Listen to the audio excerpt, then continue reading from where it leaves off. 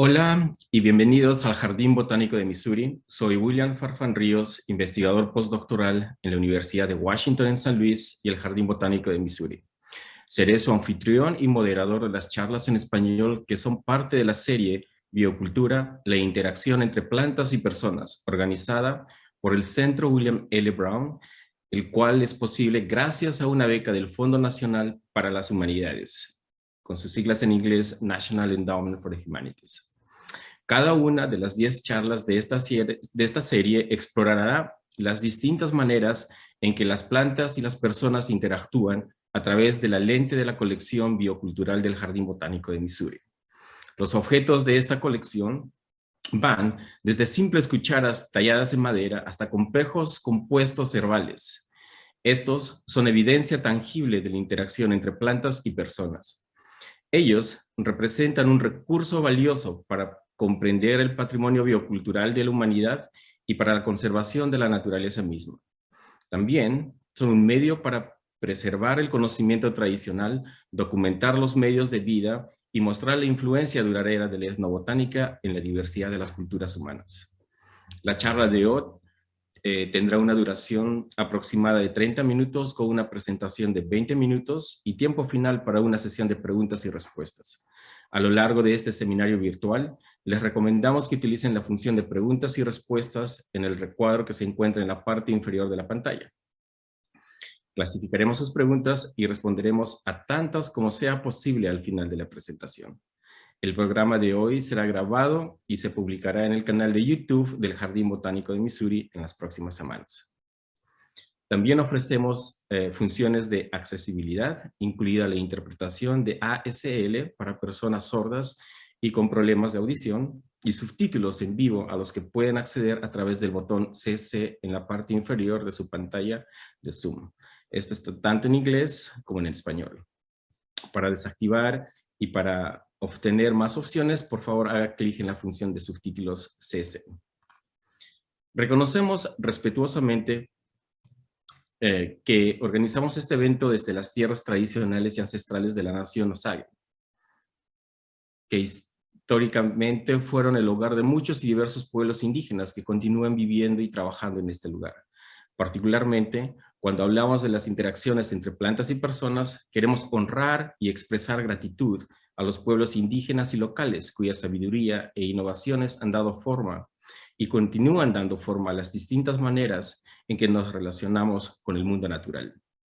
El Centro William L. Brown, el Jardín Botánico de Missouri, está dedicado al estudio de las plantas útiles, el entendimiento de las relaciones entre humanos, plantas y su entorno, la conservación de especies de plantas y la preservación del conocimiento tradicional para el beneficio de futuras generaciones. Cada una de las charlas de esta serie resuena con esta misión y hoy me complace presentar a Carolina Romero. Carolina es botánica y taxónoma enfocada en documentar la biodiversidad de las especies no tropicales de la familia de las leguminosas o fabáceas del mundo de la taxonomía. Entre los años 2004 y 2007 trabajó como curadora y botánica asociada del Herbario Nacional Colombiano en Bogotá, para el cual recorrió varios herbarios regionales en Colombia como curadora invitada. Entre 2012 y 2014 trabajó editando y preparando tratamientos a nivel de la familia para el catálogo de las plantas vasculares de Bolivia.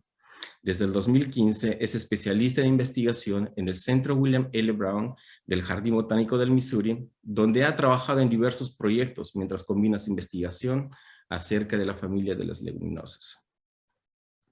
Muchas gracias, Carolina. Por favor, la audiencia es tuya. Muchas gracias, William, por esa introducción y buenas tardes para todos. En la charla de hoy vamos a hacer un corto viaje a la Amazonía colombiana para describir y también para relatar historias acerca de una de las tradiciones del pueblo ticuna y su estrecha relación con algunas especies de plantas, todo ello relacionado con dos artefactos que hacen parte de la colección biocultural del Jardín Botánico de Missouri. Estos artefactos dan fe del uso cultural de una planta y en consecuencia cuentan una historia relacionada a una interacción utilitaria particular entre humanos y plantas. Hoy vamos a deconstruir un traje étnico ceremonial, identificando las especies de plantas utilizadas para su elaboración, así como las técnicas de su fabricación, y a relatar algunas crónicas acerca del uso ceremonial de este traje. Veremos cómo el uso de estas plantas juega un papel fundamental en la construcción de un ritual tradicional y al mismo tiempo en la preservación de la identidad de un grupo étnico en particular. ¿Quiénes son entonces los ticuna? Los ticuna, que quiere decir hombres que se pintan de negro, están conformados por un poco más de 40.000 personas distribuidas en diversos lugares de la Amazonia de Colombia, Brasil y Perú, siendo una de las etnias más numerosas de la Amazonia. Una de las tradiciones culturales más destacadas que celebran y defienden los ticunas es la ceremonia de la pelazón, el ritual de iniciación de las niñas ticuna a la vida adulta. Este ritual tiene un carácter especial. Es un acto que se relaciona con la construcción de la identidad ticuna y con la formación de un cuerpo individual y colectivo que mantiene alianzas y relaciones sociales. Este ritual comienza a prepararse cuando la niña tiene su primera menstruación. Dentro de los objetos ceremoniales utilizados durante el ritual de la pelazón se encuentran los vestidos y máscaras usados por los danzantes, aquí representados en dos de los artefactos que hacen parte de nuestra colección. Uno es un traje ceremonial y el otro un modelo a escala de los danzantes que hacen parte de estas ceremonias. La confección de estos atuendos es completamente secreta. Nadie más que quien los elabora conoce los detalles de su fabricación, cuál espíritu de la naturaleza representará durante el ritual y el mensaje que desea transmitir. Estos objetos rituales elaborados en yanchama o tela de corteza vegetal incluyen diferentes tipos de iconografía generalmente asociada a representaciones de animales. Los ticunas se organizan por clanes y la identificación del clan y la persona está mediada por el espíritu de un animal de la selva. Así existen el clan del jaguar, el clan del tucán, el clan del mono. ¿Cómo se dio esta asignación de un animal a un clan? Es una historia muy interesante y hace parte de los mitos de creación del pueblo ticuna, siempre asociados con su entorno y con la selva. Deconstruyamos ahora el traje ceremonial. ¿Qué es la yanchama, esta tela de corteza, y cómo los ticunas obtienen este material? La yanchama es una fibra milenaria que es un icono de las culturas indígenas amazónicas. La yanchama es una especie de tela que se elabora a partir de la fibra vegetal, principalmente extraída del interior de la corteza de dos especies de árbol. Una es el árbol comúnmente conocido como yanchama, tururí o chuná. Su nombre científico es Ficus maxima, de la familia botánica Moraceae, y es un tipo de higo. La corteza de diferentes especies de higo, es decir, del género Ficus, se usan tradicionalmente en Mesoamérica para producir papel amate y en Uganda se utiliza también para producir telas de corteza. Ficus maxima, es decir, el árbol de yanchama, se distribuye en Mesoamérica y en Suramérica, en donde se encuentra en Bolivia, Brasil, Colombia, Ecuador, las Guayanas, Perú y Venezuela, y también crece en las Antillas Mayores. La otra especie utilizada es el árbol también conocido como yanchama, OG o nuwiri, cuyo nombre científico es Pulsenia armata, también de la familia Moraceae y con una distribución más o menos similar. Ambas especies son muy usadas en toda la Amazonia colombiana para hacer distintos tipos de objetos de cultura material.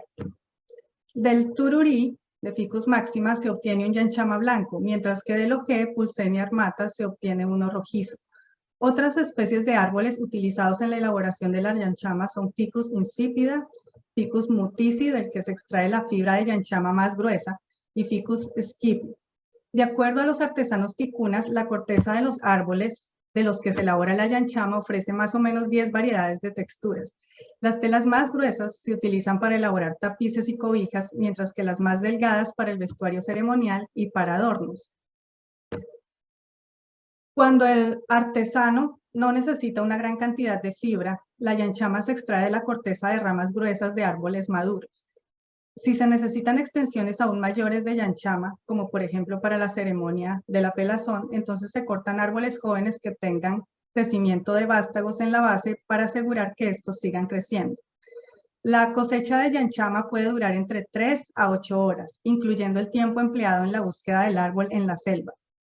Luego de cosechado el tronco, se procede a retirar la corteza externa, la peridermis, raspándola suavemente con un machete para no estropear la corteza interna.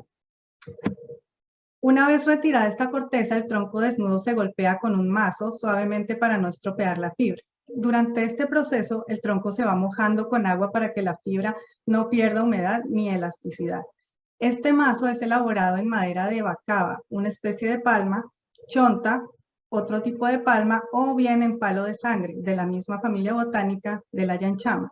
Este mazo es grueso, de forma rectangular y tiene unas incisiones o callitos en la superficie que ayudan a dar textura a la fibra mientras ésta se va golpeando. Los golpes se dan inicialmente en dirección diagonal para que no se parta la fibra que poco a poco se va desprendiendo del tronco. Una vez desprendida, ablandada y aplanada, el artesano revisa que la tela esté bien procesada, lisa y del tamaño deseado y se procede al lavado. El lavado se hace simplemente utilizando agua, bien sea en los ríos o utilizando un recipiente. La tela se va restregando suavemente con los dedos para retirarle el látex, el líquido blanco exudado por el árbol, y luego sigue el secado que se hace al sol, extendiendo y estirando la tela afuera de las casas. El secado es por lo general rápido y depende de la extensión y del grueso de la tela de yanchama. Con la tela así lista, ya es tiempo de decorarla. Para ello, los artesanos ticunas utilizan diferentes pigmentos de origen también vegetal disponibles en la flora local. Así vemos cómo el objeto representa el ecosistema circundante al incorporar en su elaboración diferentes especies vegetales encontradas localmente. Para extraer los pigmentos se utilizan diferentes partes de la planta dependiendo de la especie a utilizar, como se muestra en esta y en la siguiente tabla que indica el color extraído, nombres científicos, los nombres ticunas y comunes, parte de la planta utilizada y si es cultivada o silvestre o ambas. Las partes de las plantas utilizadas para extraer los pigmentos pueden ser tubérculos, cortezas, resinas, hojas, frutos, los cuales se doblan, se machacan con las manos, se mojan un poco en agua, se muelen en ella y así se extraen los colorantes que se utilizan para las decoraciones. Para aplicar el color, el artesano puede utilizar directamente el material machacado de la planta o, si los trazos son muy finos, elabora un pincel con los tallos delgados de otra planta llamada comúnmente piripiri, del género Cyperus, un tipo de junco, los cuales se aplastan en los extremos para conseguir pinceles finos. Los ticunas diferencian sus representaciones pictóricas en dos grupos. Los dibujos que ellos llaman antiguos y que están representados por formas geométricas, una representación abstracta de la realidad, y los dibujos modernos que incluyen arte figurativo representando fielmente a la realidad. Bueno, ahora regresemos mentalmente de vuelta a la ceremonia. Una vez estos artefactos ceremoniales y la comida están listos para el ritual, empieza la celebración de la pelazón. Se tocan tambores y flautas para informar a la comunidad del inicio del ritual.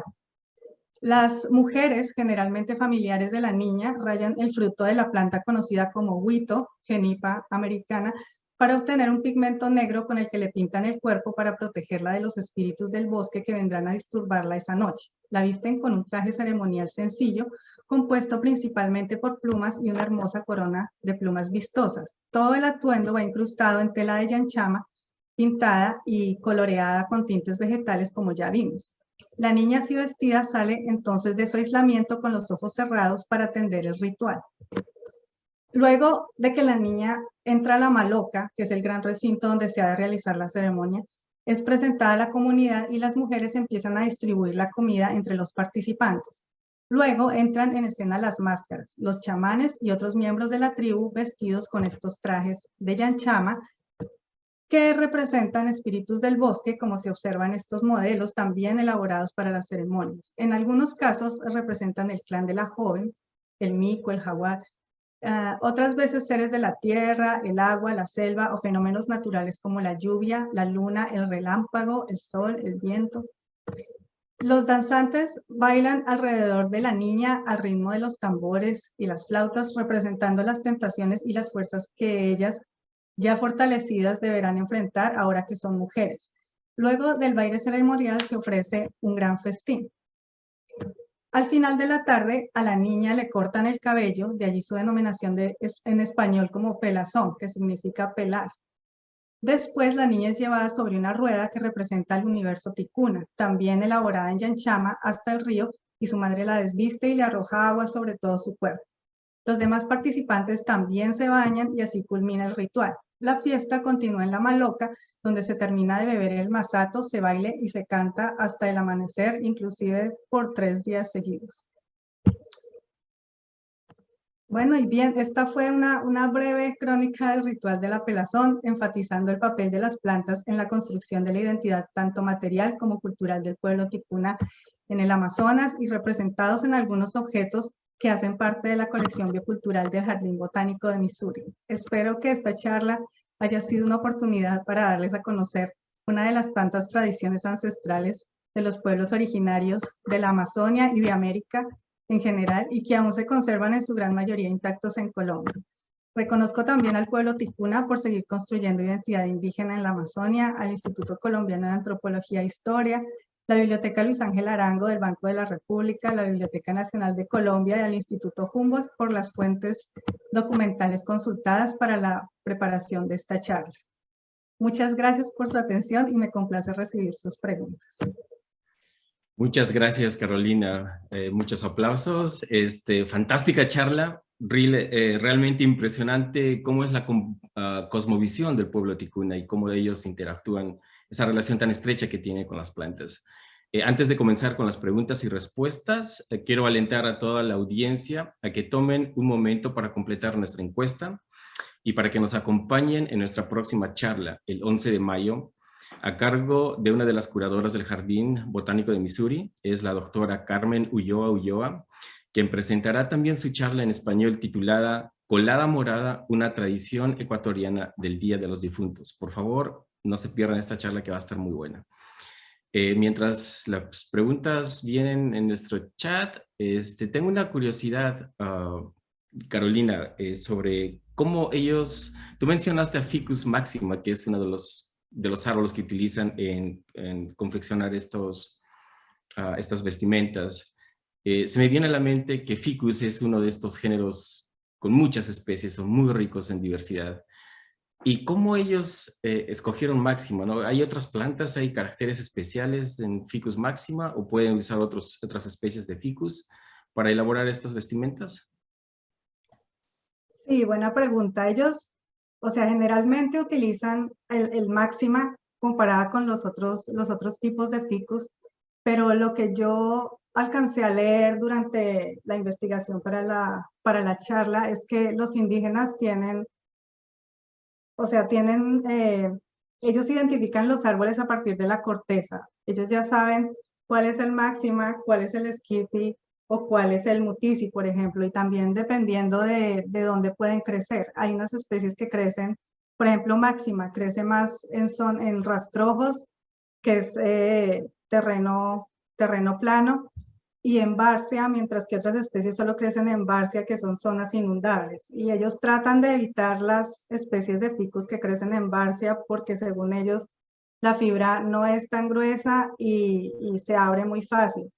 Entonces, no encontré estudios que relacionen esto con caracteres morfológicos o con taxonomía o con ecología. No se ha hecho estudios de ese tipo en ficus, pero ellos los identifican más que todo por el tipo de corteza y por el sitio donde crecen y ellos ya tienen el ojo calibrado pues para eso. Genial, gracias. Acá tenemos una pregunta de Carmen Ulloa, quien justamente dará la charla en el siguiente seminario. Ella pregunta, ¿quién elige el personaje que se asigna para este traje? ¿Quién elige el personaje? Bueno, cuando el padre de la niña elige a los artesanos que van a hacer los distintos trajes, ¿sí? Ahora, cada una de estas personas, de estos artesanos, ellos deciden o sea, qué carácter van a hacer dependiendo de si el clan de la niña es, por ejemplo, un ser de la tierra, un jaguar. Entonces ellos pueden interpretar un ser del agua, que es el clan contrario. Pero generalmente es algo muy personal, ¿sí? Y es, como lo dije durante la charla, es secreto. Ellos les dicen simplemente, bueno, yo quiero que tú hagas el traje. Y ellos literalmente se pierden, ellos mismos cosechan la yanchama, la preparan, deciden qué espíritu de la selva quieren interpretar y lo decoran. Entonces es algo muy personal. Ya depende de cada artesano, de lo que le quiera transmitir a la niña también. Muy interesante. Acá hay una pregunta de Robbie Hart. Dice, muchas gracias por esta charla fascinante. Me pregunto si puedes hablar un poco más de la situación actual de los ticuna y si esta tradición todavía sigue disponible y cómo han cambiado las plantas en el transcurso de los recientes años. Buena pregunta. Entonces, los ticunas siguen siendo una de las etnias más grandes en la Amazonia. De hecho, si tú vas a la Amazonia en Colombia, Perú o Brasil, generalmente vas a encontrar etnia ticuna. Y ellos todavía celebran la pelazón, pero no de una manera tan tradicional como era antes, tal vez, porque en este momento hay mucho turista yendo hacia el Amazonas y generalmente todo el mundo quiere ver una de estas danzas tradicionales o lo que sea. Generalmente ellos solo hacen estas ceremonias una vez al año. A veces sale que los turistas están ahí, los pueden invitar, pero es algo pues restringido. Yo creo que lo que más ha cambiado, de lo que alcancé a leer, lo que más ha cambiado en la ceremonia es que primero están dejando gente de afuera poder presenciarla. Segundo, antes el nombre es pelazón, ¿sí? Que es pelar. Antes lo que hacían ellos era literalmente arrancarle el cabello a las niñas, arrancárselo, o sea, arrancárselo. Ahora usan tijeras y se las cortan, sí, antes era más fuerte. Y era un proceso que duraba mucho tiempo, así rápido para aclarar.